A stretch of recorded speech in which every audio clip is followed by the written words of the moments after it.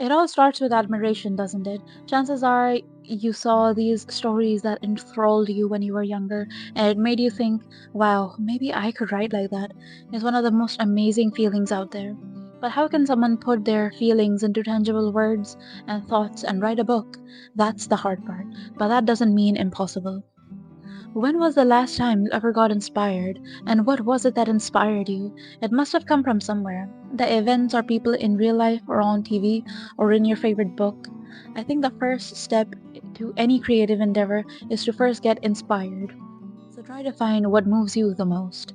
And then, if you were to take my advice, I would tell you to gather as much inspiration as you can from as many places as you can. Why stop at one place? You will end up with a variety of ideas, which you can use to weave your own story, and the sum of the parts will always be entirely different from the source.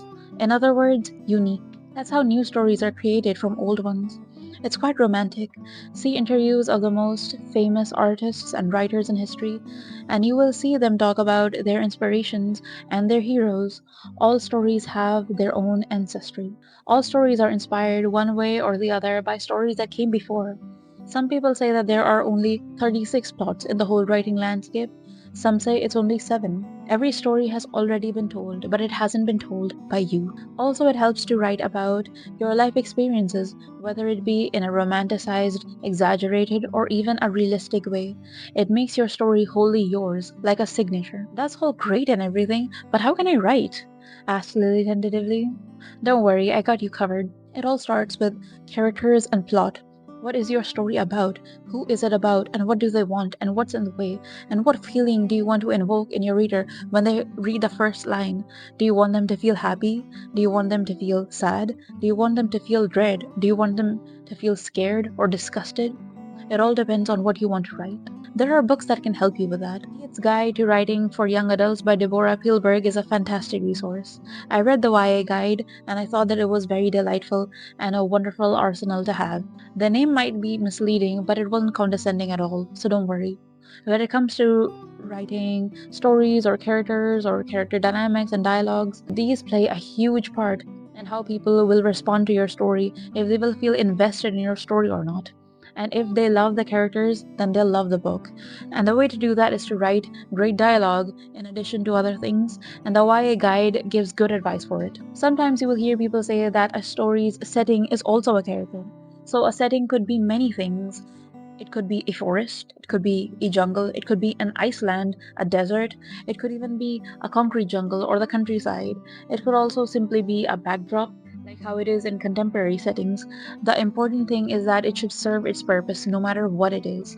And only you would know that. As I embarked on my own writing journey, I had come across the advice that to be a great writer, I must also be a great reader. I thought, fair enough, it does make sense. I have to learn so much about how to get my character from point A to point B to point C, all with my words. Sure, my inspirations mostly come from visual media, but there is no reason for me to exclude written media. I will keep watching my favorite shows and my favorite movies and see how stories work visually, but I will also learn how to read and to sharpen my mind in order to learn the essential skill for writing. If you are already a reader, that's awesome. You're already ahead of the curve. And if you are not a reader, don't worry, you can always just start. I recommend starting by reading books similar to what you watch. If you like adventures, you should read adventure books. If you like romance, you should find romantic books. If you like detective stories, you should read detective books. But maybe the reason is that you find reading boring. Is that why you're not able to read as much? But there are ways to remedy that. You can watch a book movie first and then you can read the book. If you already like the movie, then chances are you will like the book, maybe even more. How about starting an audiobook as you read the physical book? It might make things more engaging for you. But honestly, you might be wondering that when does the question of writing actually ever start? How do I start? When do I start? Because I sit in front of a blank screen or a blank piece of paper and I just don't know how to get my great idea into words. I know the struggle. The story in our head feels so vivid, so beautiful, and so real, but the story on paper, not so much. But don't be discouraged. The first line is always the hardest. I know there are so many mental roadblocks to overcome, but it's not impossible. So many people have done it, and now it's your turn. If you are struggling with writing the first line, then just write once upon a time, a dark stormy night, a bright beautiful day, etc., and just start writing. But you might think, wait, isn't that an awful and a cliched way to start? Well, it is, but something is better than nothing, right? And besides, writing manuscripts are always a work in progress until they are published. You can always rewrite your work into a second or third draft until you have a better understanding of your writing or your own story. If you get stuck in the perpetual cycle of writing and editing, chances are you might not be able to finish your book. Also, it's a great thing to start pouring into your work because once you start, even if your pace is slow, you will continue it and you will feel fulfilled by this activity. And it feels great to hold a finished book in your hand. If you publish it or not is up to you.